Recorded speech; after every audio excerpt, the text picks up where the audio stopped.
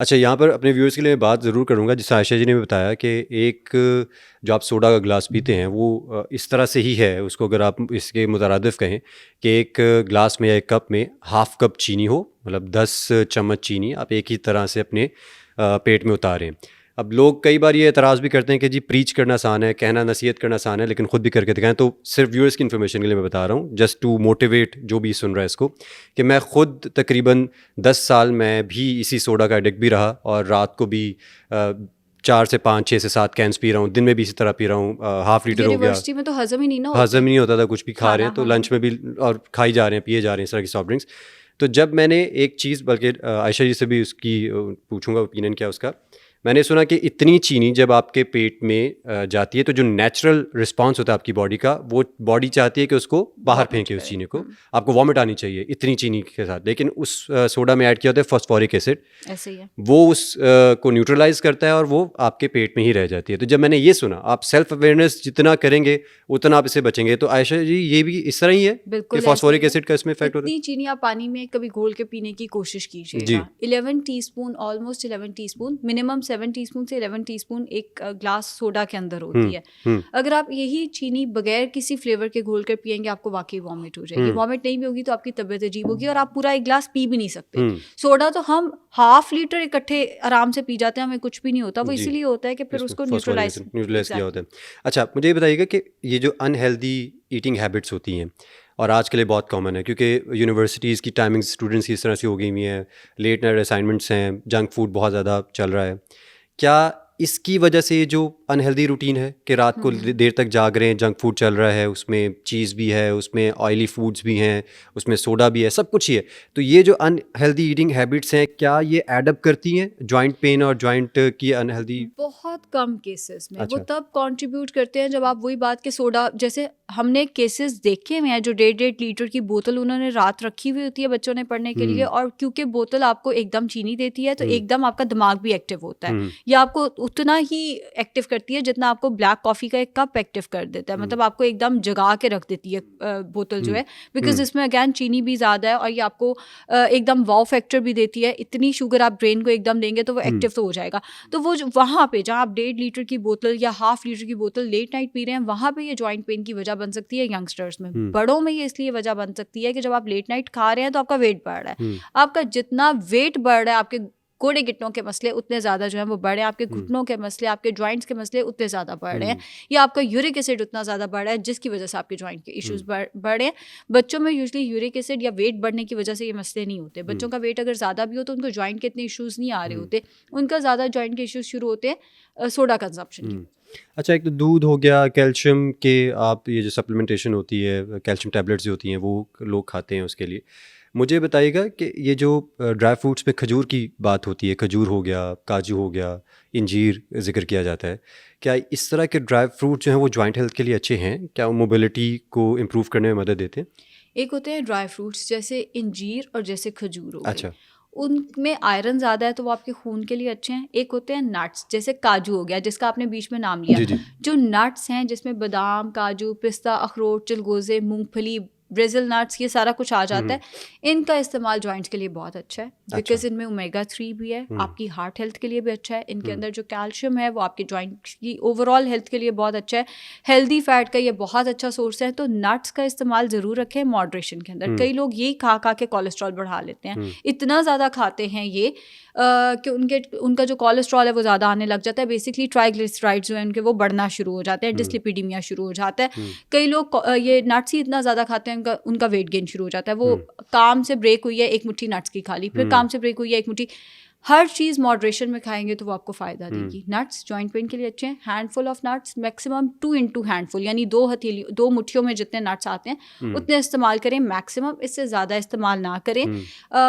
Healthy fat भी एक moderation में इस्तेमाल किया जाए तो अच्छा। अच्छा आयशा जी, आप क्योंकि आपका एक बहुत ही ब्राइट करियर है माशाल्लाह से, मुझे बताइएगा कि कोई ऐसा क्लाइंट आप शेयर करना चाहें मेरे व्यूअर्स के साथ जहाँ पर आपने ऐसा हैंडल किया हो क्लाइंट को जिसका जॉइंट पेन का बहुत डीप कनेक्शन था उसकी डाइट के साथ? बहुत सारे, कोई एक बहुत ऐसा केस जो सारे। आप शेयर करना 2 चाहें? केसेस मैं शेयर कर सकती हूँ। एक मेरे पास जब पेशेंट आई थी उनका वेट था 119, और जब वो आई तो उनको उनकी बेटी और उनकी बहू ने पकड़ा हुआ था, और लिटरली ऐसे बैठी हुई थी, तो ऐसे उठा के उनको मेरे कमरे तक लेकर आए गए। फिर कंसल्टेशन हुई तो पता चला कि डॉक्टर ने नी रिप्लेसमेंट सजेस्ट किया, बट कहा है कि पहले वजन कम करके आओ।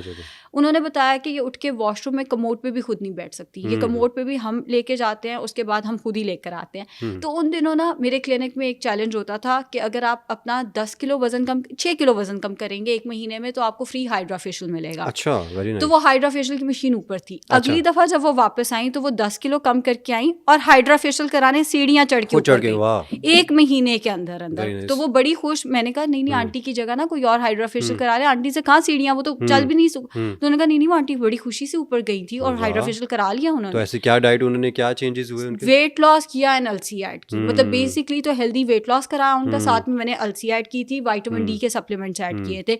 सो ये एक केस है। दूसरा, हमारे अपने ही क्लिनिक में हमारे जो मैनेजर है उनकी वालदा को भी नी रिप्लेसमेंट डॉक्टर ने सजेस्ट की हुई थी। उनका प्रॉब्लम ये आ रहा था कि माँ थी तो वो डर जाती थी कि पता नहीं मेरे साथ क्या ही हो जाना है नी रिप्लेसमेंट में, पता नहीं मैं चल सकूंगी नहीं चल सकूंगी।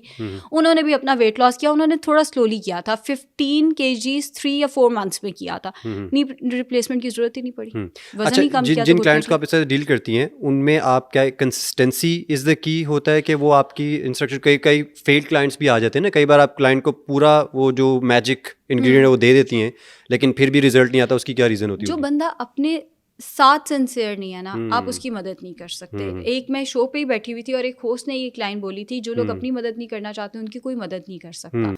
द थिंग इज, लोग आते हैं कि वो आके बस दवाई खाएं या फक्की खाएं और वो ठीक हो जाएंगे, ऐसा नहीं होता। एक तो कंसिस्टेंसी, दूसरा घर का माहौल। घर के माहौल से मुराद ये है कि बहुत दफ़ा पे ये होता है कि वालिदैन करना चाहते हैं, बच्चे करना चाहते हैं, लेकिन उनके घर में रोज़ पिज्ज़ा आ रहा है, रोज़ बर्गर आ रहा है, बाकी लोग रुक ही नहीं रहे, बाकी लोग कोऑपरेट नहीं कर रहे। देखिए, आपको अव्वल तो ये कि अगेन सेल्फ कंट्रोल तो आपका अपना होना चाहिए। आप अच्छे से अच्छा खा रहे हैं, मेरे अंदर रेजिस्टेंस हो, मैं नहीं खाऊंगी, बट कभी आपको पता है कि अगला बंदा बीमार है, आपने जरूर उसके सामने पिज्जा बर्गर मंगा के खाना है। आप भी थोड़ा, मतलब एक घर का माहौल ही हमने अजीब सा बनाया होता है जिसकी वजह से लोग डाइट कर ही नहीं पाते। वहाँ पे जो है वो थोड़ा सा मसला आता है। सेल्फ मोटिवेशन, कंसिस्टेंसी फिर कहीं ना कहीं आ जाती है, वो भी एक फैक्टर है, लेकिन सेल्फ मोटिवेशन एंड घर का माहौल मुझे लगता है ज़्यादा मैटर करता है। अच्छा जी, एक बड़ा ही वियर्ड कॉम्बिनेशन कहा जा रहा है आजकल, एक स्पेसिफिक मिक्सचर को, मिल्क शेक का है। मैं अभी आपसे पूछता हूँ, वो पहले तो बड़ा कॉमन था, सभी लोग यूज़ करते थे, इवन मैंने अपने टीनेज में उसको बहुत यूज़ किया। वो कॉम्बिनेशन है दूध और मतलब केले का मिल्क शेक बेसिकली। तो अब एक नई डिबेट शुरू हुई थी जी कि आप केले को दूध के साथ मिक्स करें तो that is not good for your health. मैं भी पहले यही समझती थी। अच्छा, और मैं भी शोज पे बैठ के इसी इधर GNN की शो पे बैठ के एक दफ़ा कह के गई थी बहुत अरसा पहले।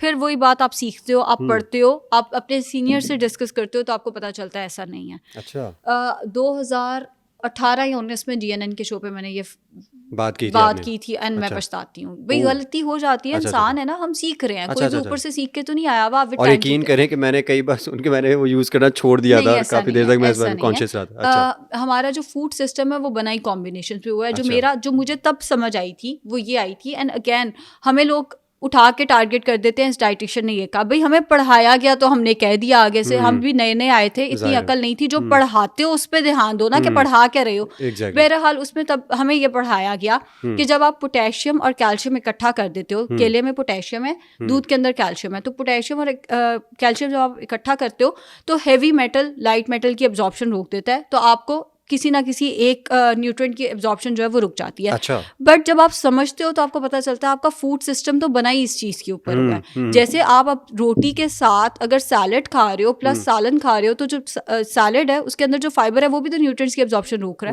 है। तो अब उसका क्या करना है, रोटी के अंदर जो जिंक है वो भी तो न्यूट्रिएंट्स की एब्जॉर्प्शन रोक रहा है। आपका फूड सिस्टम है ही इसका